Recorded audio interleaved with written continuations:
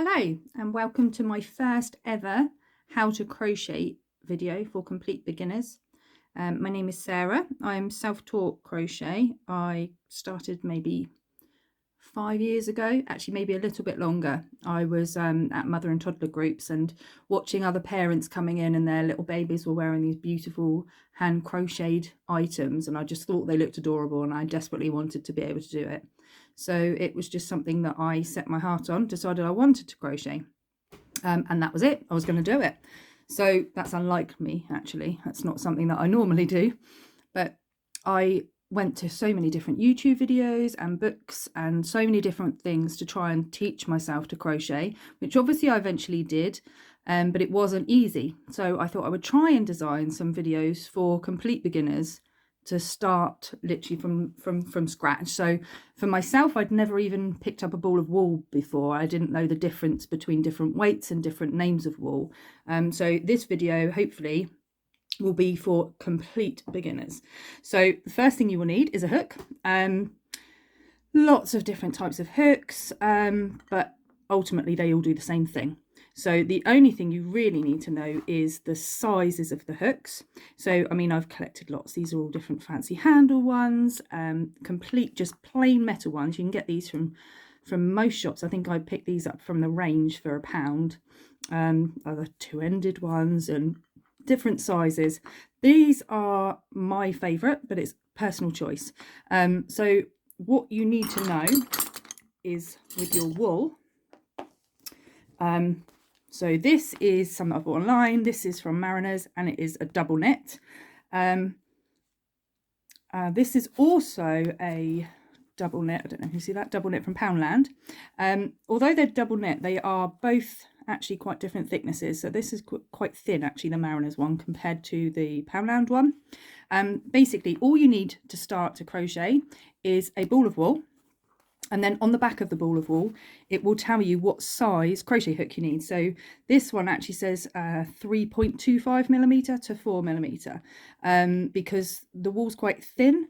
This double knit actually says 4mm hook. So although they're both double knit, just always check the instructions on the back to see what size hook that you need. So you can choose any wool you like. This is again Poundland, an Aran weight wool, so this is a little bit thicker than your double knit, and this says that you need a 5mm hook. This one I picked up just because the colours are stunning. So this is a Women's Institute one from Hobbycraft. I think I picked this up, and this is a 4-ply, so it's slightly thinner than the double knit, and this one says to use a 3.25 hook. So all I need you to do is find yourself a nice ball of wool, and probably not black or a dark colour, because it's quite difficult to see the stitches. So to start with, I'd find quite a light colour wool, and then check the label on your wool, see what size hook you need, and come back to me with the corresponding wool and hook. Right, so I have chosen a double knit in this rather funky orange colour. I'm hoping that it's nice and bright so it will be easy for you to see on the video. Okay, now the first thing we want to do is to create a slip knot. There are lots of different ways of doing that. You can lay your wool down, and it's a bit like a pretzel. So you have your end of your wool like that, you fold it over, and then through here you just pick up that end of the wool to create a loop inside there. I'm trying to do this like that. So you just pulled that in, and that loop there is where you put your hook, just through that loop. You can see that, just through that loop, and then when you pull the ends, it makes it into a knot, and that's your slip knot. That's one way of doing it, probably a bit long-winded on here.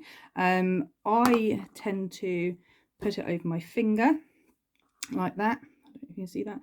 So I put it over my finger that way, and then I bring the wool round behind it and then in front of it, so it's like that, and then you bring the loop from the back over the front of your finger, and that creates a slip knot. And then obviously this up here is where you put the hook in.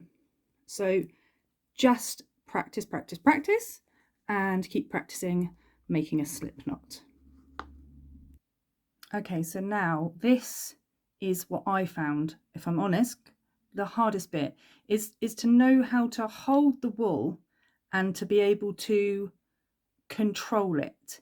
So I'll show you again in slow motion in a second. So I find it easier. I've got the wool, if you can see, around my fingers here, and I can sort of open my fingers a little bit when I want to let a bit of wool out, and I can hold it tight to keep the wool tight. I've then wrapped it around this finger, and then I use my thumb and my middle finger to hold here, not tight, but just to control it, so that I can use my thumb and my finger and I can control it in this way. And again, I'm sort of letting my fingers down here open and close.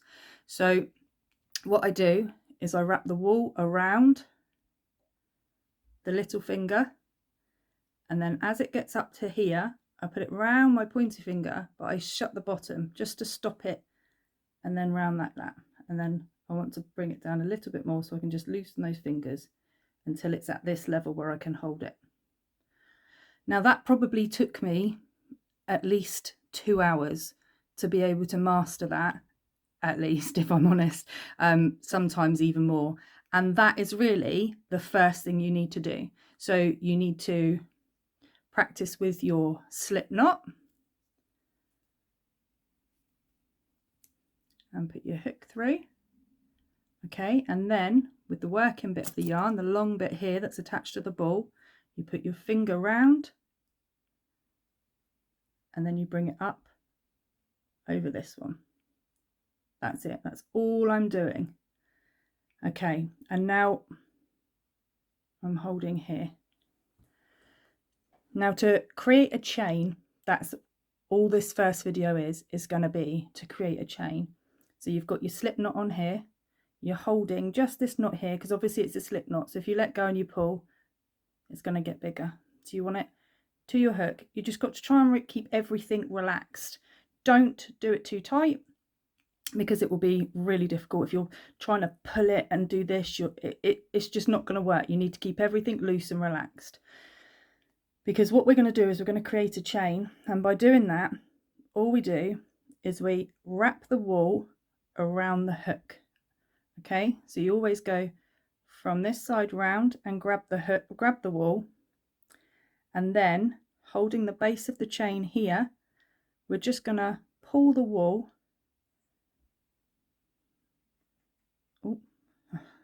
pull the wool through there. So we grab wool and then we just pull it through the hole in the hook. Now if you've got that really tight and you're pulling that, this bit here where it's a slip knot still, it's going to make it too tight and you won't be able to get the wool back through. So here, don't pull it too tight, because if you're still pulling here, when you try and get that through there, it's not going to go because you're making this too small. So you need to keep it quite loose but not too loose, and just pull it through, and that's what we call a chain. So you're just going to get your yarn and pull it through, yarn over, pull it through. You'll hear that a lot in other videos, yarn over. So we just get the wool and we pull it through, and we get the wool, and we can just with our fingers here, we can move our way up just to control it and through. But I'm doing it all very gently. I can't tell you how gentle this is. So I'm not pulling anything, I'm not forcing it, I'm just yarn over and then pull it through, over and through, over and through. And what we're doing is we're creating a chain like this. Okay, so this is just called a chain stitch. So I'll start again.